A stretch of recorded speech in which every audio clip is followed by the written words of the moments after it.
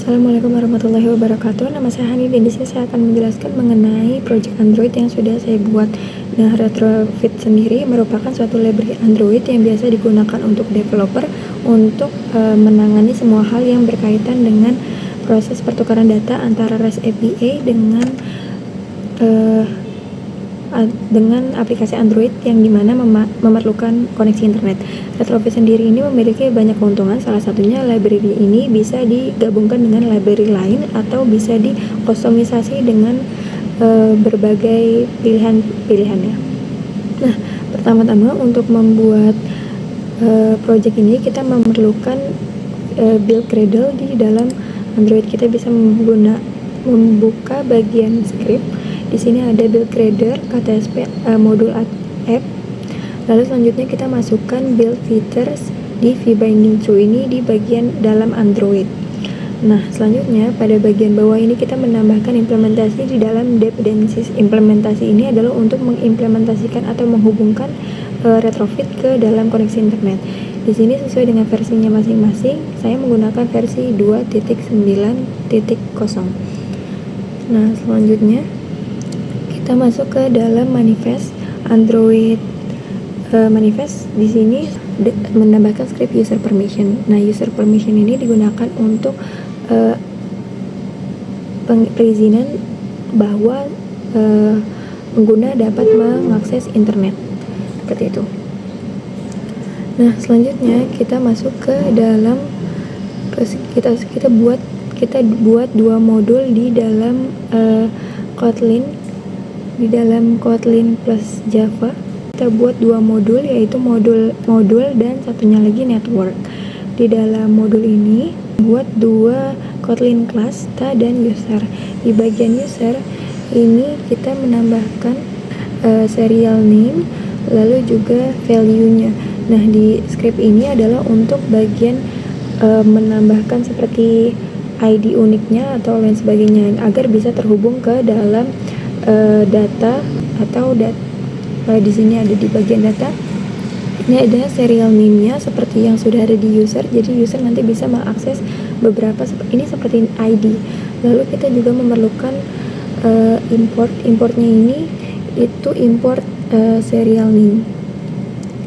Nah, di sini memerlukan data employee name, employee salary, employee age, dan profit image. Dengan file profit image itu di sini adalah tipe datanya.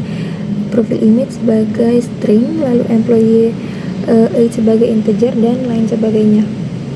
Nah, selanjutnya kita membuat bagian network, yaitu ada API client dan API service. Bisa klik kanan bagian network, lalu ada di bagian new paling atas bisa Kotlin class atau file. Untuk API client kita menggunakan objek, untuk API service kita menggunakan interface. Nah, di API client ini kita menambahkan get instance atau script untuk menghubungkan antara API client dengan API service, yang dimana kita sudah membuat akan terhubung ke dalam HTTP ini. Selanjutnya ada bagian API service. Di API service ini ada bagian call user. Call user ini adalah untuk memanggil kembali apa yang sudah diisikan pada API client di sana. Nah, di sini kita menggunakan metode get, yaitu untuk mengambil data kembali dengan value employees. Di sini juga menambahkan import retrofit 2 HTTP guest dan retrofit 2 call. Ini ada beberapa library retrofit yang dipasang pada file API client. Nah, variabel respon sendiri ini ada bagian variabel respon. Di bagian variabel respon sendiri ini untuk memanggil serta menjalankan fungsi dari get yang sudah ada di file API service yang sudah tadi kita masukkan. Untuk memanggilnya itu ada di bagian callback, yaitu memanggil kembali objek. Lalu selanjutnya ditambahkan dua metode, yaitu onRespond dan onFailure. Di onRespond ini bisa dijalankan apabila aplikasi telah terhubung ke server internet dan kode yang diterima akan diolah dan dimasukkan ke dalam file list adapter di array adapter dengan array list. dimasukkan ke dalam array list, itu akan menggunakan perulangan for loop. Nah, selanjutnya jika data atau aplikasi tidak terhubung ke server atau tidak terhubung ke internet, maka akan muncul fungsi on failure. Nah, on failure ini adalah untuk di sini ada untuk menampilkan pesan apabila menampilkan teks apabila apabila tidak terhubung ke dalam internet dengan tulisan koneksi error. Nah, selanjutnya di sini ada bagian activity main.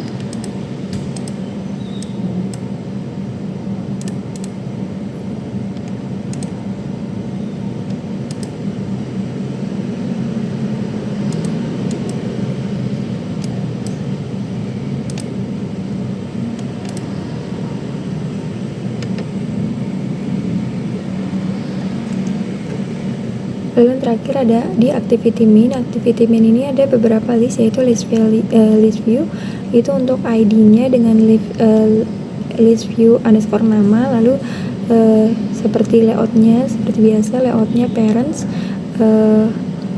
dan work content. Nah, di sini itu dimasukkan ke dalam bagian main activity tadi, yaitu untuk layout inflator. Nah, selanjutnya di sini akan ada tampilan penjelasan untuk tampilannya. Berikut merupakan tampilan dari project yang sudah dibuat, dan di sini ada tampilannya ini dari API client yang disusun dari activity main. Nah, di API client tadi kan cuma menambahkan ID doang, yang listnya itu ada di bagian API service. Nah, di API service ini juga menambahkan fungsi atau cara pembuatannya di bagian main activity.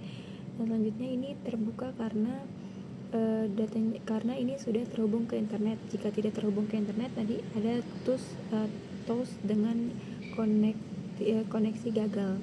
Tetapi ini karena ini terhubung dengan internet dan ini sudah menyambung, maka hasil berhasil. Sebagai kesimpulan, jadi retrofit ini merupakan library yang tadi sudah dijelaskan di awal, yang dimana bisa menggunakan beberapa metode, yaitu metode post, get, delete, remove, dan lain sebagainya sesuai dengan kebutuhan. Nah, di dalam retrofit ini itu penggunanya sangat signifikan, yaitu dalam hal efisiensi waktu, pengembangan, dan kemudahan debugging. Jadi bisa langsung masuk ke dalam HTTPS atau masuk ke dalam library lain tanpa lama-lama atau menghemat waktu. Seperti itu. Selain itu, struktur retrofit juga modular yang menjadikannya lebih mudah untuk digabungkan dengan library lain seperti OKHTTP dan RX Java. Jadi retrofit ini memberikan solusi yang stabil dan terstruktur untuk membangun aplikasi yang berbasis jaringan, dan bisa dilakukan dapat dilakukan data secara real time, responsif, dan andal bagi pengguna. Sekian dari saya, kurang lebihnya mohon maaf. Wassalamualaikum warahmatullahi wabarakatuh.